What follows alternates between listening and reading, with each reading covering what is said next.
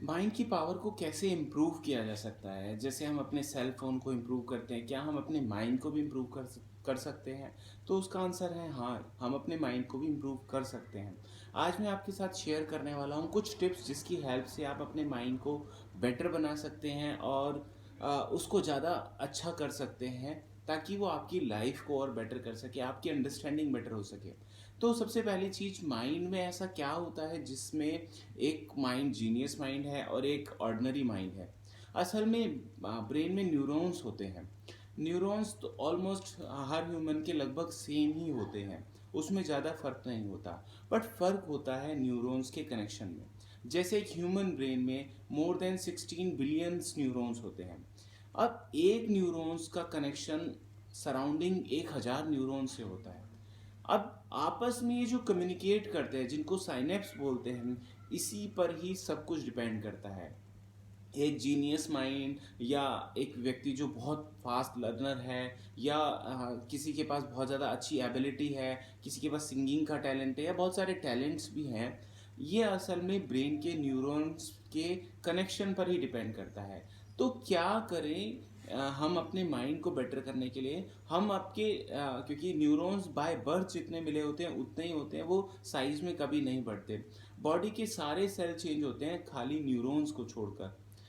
Neurons में जब हम अगर उनको बेटर करना चाहते हैं तो हमें उनके कनेक्शन को बेटर करना होगा। मान लीजिए आपके माइंड में जो भी काम होता है, इवन आप जो फिजिकल बॉडी में भी जो काम होते हैं, ये ब्रेन के न्यूरॉन्स के पैटर्न पर ही डिपेंड होता है। अभी मैं बात कर रहा हूँ तो ये भी ब्रेन में न्यूरॉन्स पैटर्न चल रहे हैं, उसके कनेक्शन बन रहे हैं जिसकी वजह से मैं बोल पा रहा हूँ, जिसकी वजह से मेरे हाथ मूवमेंट हो रही है, मेरी आईज मूवमेंट हो रही है, मैं जो भी कुछ देख रहा हूँ। असल में ये बाहर तो हो ही रहा है, बट ये ब्रेन के इनसाइड भी हो रहा है। इसी तरह से हमारे माइंड में सब कुछ अंदर ही चलता रहता है, जिसका इम्पैक्ट बाहर दिखाई देता है।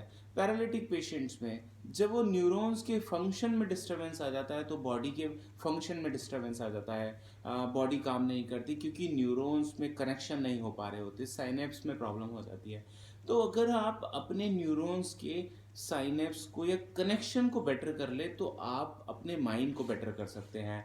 इसके बहुत सारे तरीके हैं बट यहाँ पर मैं 2-3 तरीके बताना चाहता हूँ। सबसे पहला तरीका है लर्निंग का। जब आप कोई चीज़ नई सीखते हैं और उसको सीखते हैं बार बार रिपीट करके, तो ये ब्रेन में न्यूरॉन्स के पैटर्न नए बनते हैं और वो मोर कनेक्शन क्रिएट करता है आपस में उस मेमोरी को बनाने के लिए जो आपने सीखा है, जो आपने समझा है।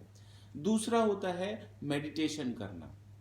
मेडिटेशन से जो सबसे बड़ा फ़ायदा होता है, ब्रेन के जो टॉक्सिन्स बॉडी ब्रेन में प्रोड्यूस होते हैं, फंक्शन ब्रेन की एक्टिविटी के दौरान वो उसको फ्लश आउट करता है। और बहुत सारी रिसर्च बताती है कि आधे घंटे का मेडिटेशन, डीप मेडिटेशन, 5-6 घंटे की जितनी नींद से ब्रेन रिलैक्स होता है उतना रिलैक्स कर देता है मेडिटेशन। इसके साथ साथ फिजिकल एक्टिविटी, जब आप कोई वॉक करते हैं, एक्सरसाइज करते हैं, तो भी ये ब्रेन के न्यूरॉन्स का पैटर्न अच्छा होता है।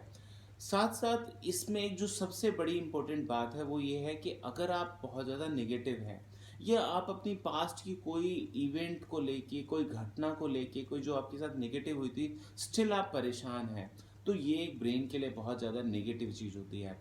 जैसे आपके कंप्यूटर में बहुत सारी फाइलें होती हैं बट उन्हीं में कोई वायरस की अगर फाइल हो तो क्या होगा? वायरस की फाइल एक बहुत ज़्यादा डाटा लेती है और बहुत सारे फाइल को डिस्टर्ब करती है। सेम ऐसा ही आपके माइंड में कोई पास्ट का इवेंट, कोई पास्ट के थॉट जो नेगेटिव मेमोरी के रूप में स्टोर हैं और वो अभी तक आपको स्टिल आपको कॉन्शियसली पूरी तरह से याद है और आप इवन दिन में भी कई बार याद कर लेते हो, ये भी एक माइंड के लिए बहुत ज़्यादा नेगेटिव चीज़ है जिसकी वजह से वो उसके फंक्शन को जो वो इम्प्रूव कर सकता है वो इम्प्रूव नहीं करता, क्योंकि वो एक ऐसा नेगेटिव पैटर्न की वजह से एक जाल बिछा रहता है जिसकी वजह से ब्रेन के फंक्शन में बहुत ज़्यादा प्रॉब्लम आती है, वो बहुत अच्छा परफॉर्म नहीं कर पाता। बहुत सारे रिसर्चर बताते हैं, साइंटिस्ट रिसर्च कर चुके हैं कि जब आप बहुत कोई नेगेटिव फीलिंग में होते हैं, एंगर में होते हैं या गिल्टी फीलिंग में होते हैं, तो ब्रेन में बहुत सारे more than 1500 types of chemical produce होते हैं जो बॉडी को और ब्रेन को हार्म करते हैं। और बहुत सारे रिसर्च में भी पाया गया है कि जब आप बहुत ज़्यादा एनजाइटी में होते हैं और बहुत ज़्यादा डिप्रेशन में या कुछ ऐसी नेगेटिव फीलिंग में प्रोलॉन्ग टाइम रहते हैं, बहुत लंबे समय तक रहते हैं, तो जो ब्रेन के न्यूरॉन्स होते हैं वो श्रिंक होना शुरू होते हैं। और बहुत सारे रिसर्च में ये भी पाया गया है कि जो ब्रेन का साइज है वो भी श्रिंक होने लगता है, वो भी कमज़ोर होकर सिकुड़ने लगता है। तो यहाँ पर जो चीज़ें करने की हैं, वो सबसे पहला आपको फिजिकल एक्टिविटी ज़रूर करनी चाहिए। आप कुछ भी करें, आप खेलें, दौड़ें, वॉक करें, कुछ भी करें। दूसरा, आपको नेगेटिव चीज़ों से बचना चाहिए, नेगेटिव थॉट से बचना चाहिए, और नेगेटिव फीलिंग अगर कोई आपके माइंड में पड़ी हुई है तो उसको भी निकालना चाहिए।